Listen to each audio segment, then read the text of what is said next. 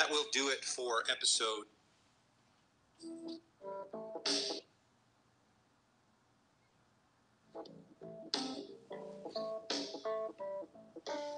That will do it for episode 2 of season 2 of Think Like Me or Don't. As always, I am your host, Brett Martineau. I am thrilled that you are listening. Thrilled that you. Oh, sweet. We are live. Just listening to the last little bit of episode 2 of season 2 of Think Like Me or Don't, which drops in. That clock is wrong, so I got to check our real clock. 29 minutes. Excited about that. Okay, here we go.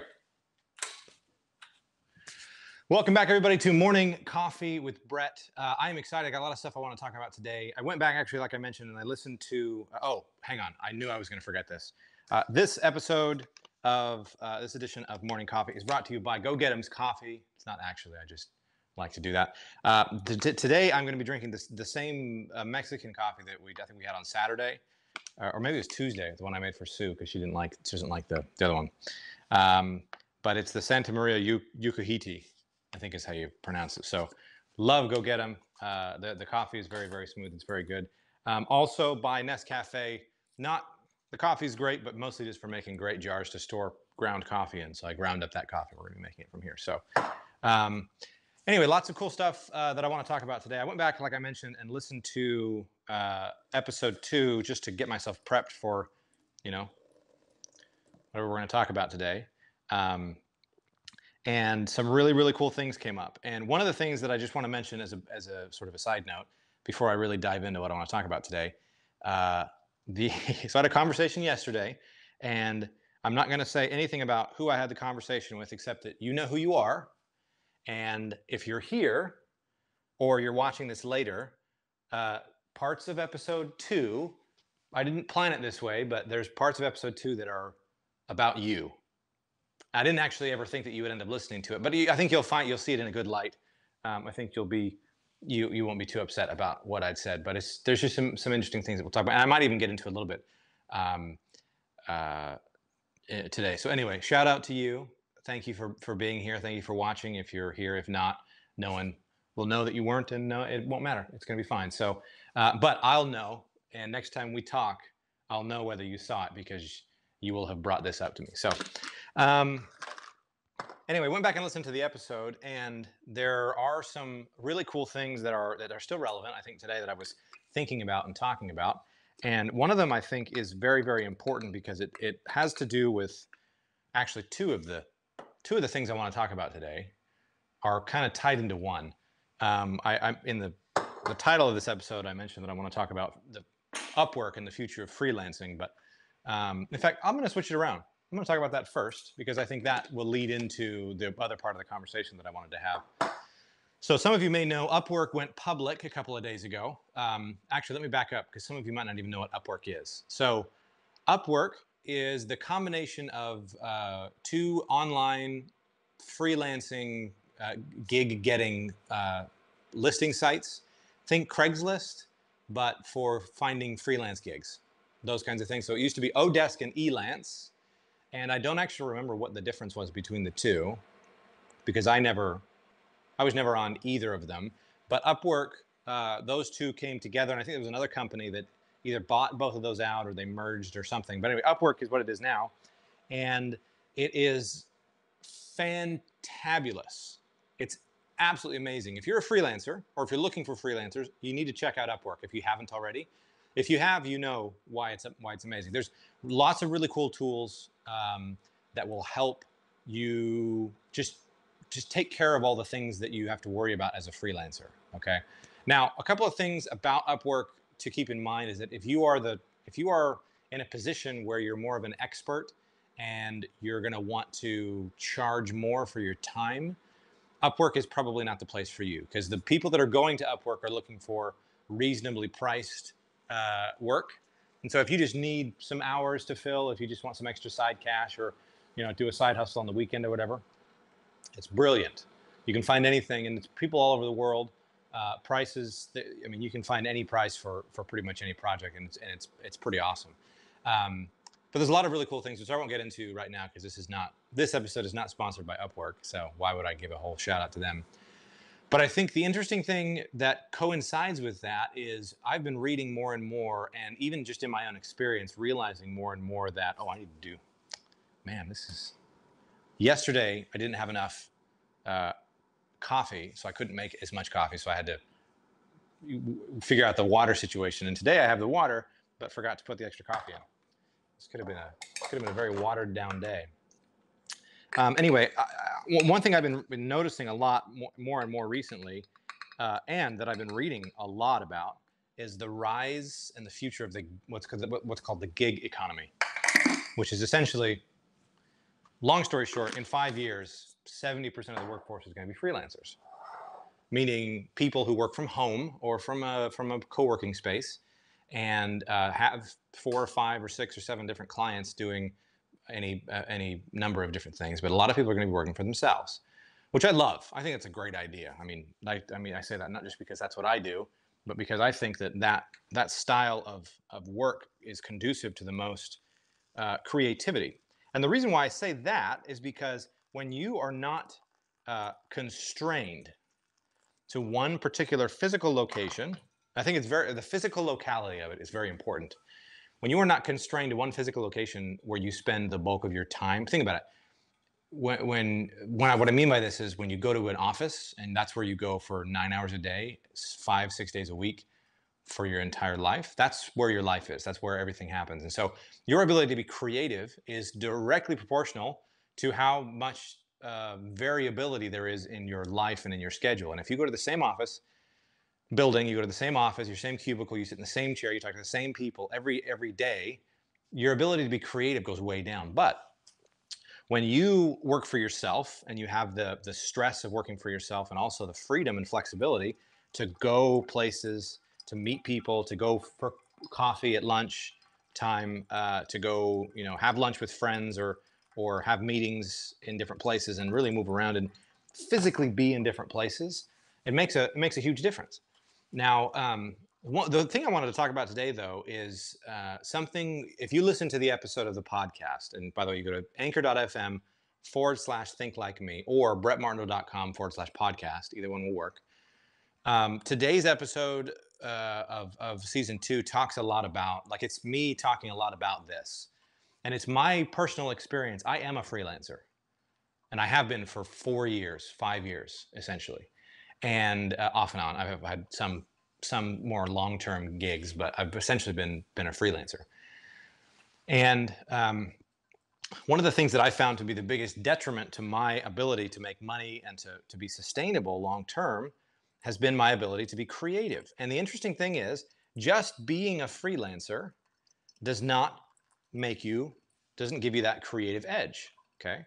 Because you could be a freelancer and have all the freedom in the world and still get up, go to the same desk every day, sit down, talk to the same people, your family, your dog, your girlfriend, whatever, and never put yourself in situations where you're out talking to people or interacting with other people or just seeing other things, which can spark creativity and can inspire you. And so that's definitely something that has hit me pretty hard. And even if you're an employee, being a remote employee is pretty much the same as being a freelancer. In fact, but it's actually worse because you get the worst of all the worlds. You are only at home. The only people you ever talk to are the people in your company that are wherever they are. And you don't really get a chance to expand your horizons and go do other things, right? And so that isolation causes a real problem. And especially if as freelancing is on the rise, it's important for prospective freelancers to understand that you have to combat the isolation. That's the first and probably the thing you're going to deal with the most is being isolated from other humans.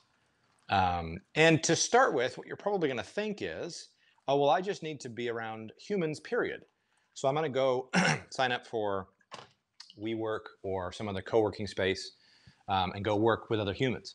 But what you're going to find, because I've spent a lot of time at a WeWork, what you're going to find is that you're going to go to that WeWork and you're going to go to your desk that you go to every time, and you're going to sit down, you're going to put your headphones on because it's noisy in those places, and you're never going to talk to anyone anyway. Until you go to whatever shared food section they have, and then you might have a passing conversation with somebody once every 3 weeks. But that does not That's the same problem. It's the same thing as at an office. And so what I have tried to do, and this is getting into just sort of storytelling, what I have tried to do for myself is create not global solutions to those problems, but very micro solutions. Because I found, like, the flip side of this whole coin is that freelancers also get their best work done when they're isolated. They do their best, like the stuff that they actually do that they get paid for. The quality is the best when they're not distracted by other people, by coworkers and colleagues. Like Sue tells me all the time, she works better from here, and she does actually. Um, and so you have to balance, like, okay, so my work is better when I'm isolated, which means there needs to be some isolation. But then my creativity is stifled when I'm isolated. So how do I balance those two? How do I find a way around that? And the way that I've solved for that problem is this thing called Dude Lunch, which some of you may know about, probably very few of you, because we haven't really talked about it that much. In fact, we just barely started recording them, and we're going to be releasing them soon. But I'm actually going to, for you guys, the 5 of you that are watching this, there's going to be a link in the description to the new channel for Dude Lunch. We actually have our first episode up on Tuesday. We went to lunch and had great conversations, some great conversations. In fact, Greg, if you know Greg Jenkins from Monkey Pod Marketing, he won an award at this lunch, which is pretty sweet. So you should check it out. But like I said, the link is down below.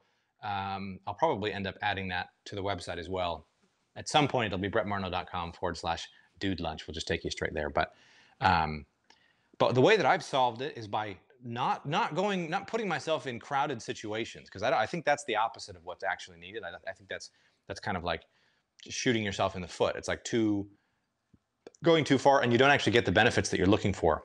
What I've done that I think is actually more efficient and a better use of my time and resources and energy is I've found specific people that I know, like, and trust, and that know, like, and trust me, that I get together with on a semi-regular basis. So we get together once, probably twice a month on average, maybe 3 times a month on average. These are the guys for Dude Lunch. And we come from all different walks of life. One guy has a job, works full-time for a software company. One is a freelancer like me that does a lot of the same stuff that I do. And the other runs an education business. That's Greg, the one that won the award. And we get together and we just jam. And you know what's crazy about it is that we're not getting together trying to jam. We're not getting together trying to come up with like the next big thing. We're not trying to do that. And yet we are doing that, because the creativity, like when we get together, it's a chance for us all to sort of unload some of the frustrations that we've been going through, or some of the situations we're in, or some of those things, to kind of collaborate and just talk.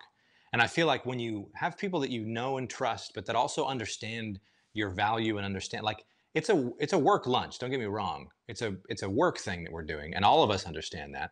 But it's also a friend thing, you know. Like we're bros essentially. I don't know of any other way to put it, but we get together and we talk about what we're doing independently, and also what we want to do together. And we've come up with some really cool collaborative projects that we're working on now, and it's led to some really cool things for all of us. So it's exciting, but I think the most important thing is it's not the exciting. The excitement of it is not as important, not nearly as important as the outlet, that creative outlet, because there's nothing like being with other people, with other people that you trust, that will spark creativity. And I can tell you, over the last 4 years of being isolated, and it was self-imposed isolation. Nobody did it to me. I've kept myself isolated, not because I wanted to be, but just because that's how I was. And so the last 5 years until Dude Lunch started, which was earlier this year, I have had less creative innovation and ideas, and been able to accomplish less, really, moving myself forward, than I have in the last 2 months since we've really started ramping up what we're doing with Dude Lunch. So it's pretty sweet. And I think the important thing to realize there is that if you're a freelancer, if you're self-employed, if you work from home, you need to have a very small network of people that you physically meet with on a regular basis. Lunch, go to dinner, have drinks, go hiking on the weekends, something, because you need to have something that gets you out. One of the biggest problems that you're going to run into as a freelancer, and that is going to be an issue in the future when freelancing becomes the norm, is that life will exist here and nowhere else. And that is the biggest stifling of creativity and of innovation in the world. And so in fact, this is a slight prediction. I would be willing to bet and predict that over the next 5 years, we will see a general decline in new apps and new businesses being brought to the table, because a lot of the people that would have innovated those things have spent too much time in their own apartments as freelancers. Now, I think what we'll see is a decrease in the overall scope and scale of them, because right now I think a lot of people that have these cool ideas are doing so from the comfort of their day job. They have a day job, they start this side hustle, and they build it up until they're ready to go, and then they go. But I think as more of those people transition to freelancing full time, their full income is going to depend on their ability to find and create work in the now. They don't have that stability, and so it's going to create stress around creating new things and risking things. Because like I said, when you have a job, it's easy to take risks because you know you have a paycheck coming in. So I think that the people that are going to come up with the best ideas, and that would have come up with good ideas anyway, and that would have implemented them and executed on them, are going to do so still. So I think we're going to see a lower quantity of new, really innovative ideas over the next 3 to 5 years. But the ones that do break through are going to be incredible. That's what I think. And I think, like I said, a lot of that's just because it's just a math number. It's a numbers game. A lot of the people that would be doing that are going to be transitioning to another situation that they're not used to. And it takes time to get used to freelancing. It's a different situation. And really, it's an emotional, the emotion of it is the hardest part, because getting, who was it that said, I was listening to a podcast and somebody said, I don't know who it was, but they said, the worst things, what is it? The most dangerous thing that a man, I don't know, it was getting addicted to a weekly paycheck or something like that. The most dangerous addictive drug or something is a weekly paycheck. I forget. I'm totally butchering it. But the idea was, if you get addicted to a paycheck coming in, it can make it really hard for you to be innovative and to be creative and to come up with new ideas, because you are so focused on, like, your emotional connection to that paycheck coming in will stifle your ability to be creative, because when it's gone, the stress of it being gone will override your creative ability. So there's, and most people I think get through that. It takes 2 or 3 months, but they get through that stress and they get to the point where they're like, oh, I didn't have a steady paycheck for the last 2 months and I'm still alive. I haven't been, like deported, or my car hasn't been repossessed, or I haven't been evicted, or nothing's happened, which is what happens, by the way. You have to kind of go through that and then wake up one day and realize, oh, I'm fine. Even though I haven't had like a steady paycheck, I've gotten money and I've covered my bills, and things just shift a little bit. But my point is, as people go through that transition, a larger percentage of them are not even going to make it through that. At least that's what I don't think, because I know it took me a little while to overcome that. So the last thing I want to talk about today, and then I will let you go for the morning, is this term CEO. And there's a part in the episode this morning that reminded me of this thought. Probably 2 months ago, I started to realize that all of my friends are CEOs. And also, none of my friends have employees. And it's kind of hard for me to say this, because this is a nuanced issue, because I've also spoken on several occasions about how when you are even if it's just you and your business, you're still a CEO. But what I meant when I made that video and when I talked about that, what I always mean is that you're a CEO in terms of the things you're responsible for. So what does a CEO do? What are the things they're responsible for? What numbers are they looking for? What numbers do they need to know? All that kind of stuff. When you run even a freelancing business, it's a business first and foremost. So it's important to realize, I got an appointment in 10 minutes. It's important to realize that you're running a business, right? So you have to act like a CEO.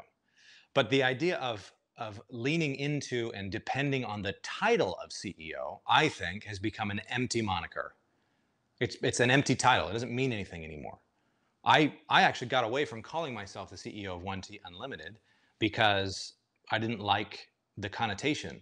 I didn't like the fact that what it meant was I was a freelancer who wanted the on paper perk of being able to list CEO. And even though there was nothing like, it was just, it's a fluff name. Like, it doesn't mean anything. It's totally empty. And so I'm realizing more and more that the transition into some of the stuff that I'm doing, the more honest, like I just don't like it anymore. I don't like the idea of being called a CEO or calling myself a CEO, because I'm not. And there was a time, I think, when it was very popular to be a CEO of something. And so that became, like, I remember a conversation I had with a client probably 6 years ago where she said, you know what you should do is you should have, incorporate as a LLC. You should have the company that's paying you, that you're working for now, fire you from payroll and put you on as a contractor, but they contract with your business. So you can count that as business revenue. So you can say you're a CEO. And at the time it was like, oh, that's really cool. But this is like in the early days, before it became like super popular, where everybody was trying to, this is like right at the cusp, right before everybody started to really get excited about starting their own business. And at the time it seemed really cool, but that was before everyone else was doing it. And now I'm like, CEO is boring. I don't really care to be a CEO. I don't care. Like, essentially, if you tell me you're a CEO, my first question is going to be like, how many employees do you have? Or how much revenue did you do last year? Because if it's less than 500,000, you're not a CEO. Not in that sense. You're not a CEO in the sense of like chief executive officer, like reports to the board, has the corporate car and all that kind of stuff. Because I think my problem with it is that's what we're trying to convey, even though the truth is we don't have any of those things, because we can't afford those things, because we're just freelancers. So just be honest. It's okay to be a freelancer. That's fine. You're self-employed, right? You can be the world's top paid freelancer, or best freelancer, whatever it is. So I think that's very important. And I get away from trying to call myself a CEO of anything, because it doesn't really, I don't think it really helps anything. And the most important thing is to follow up on what I talked about yesterday with branding.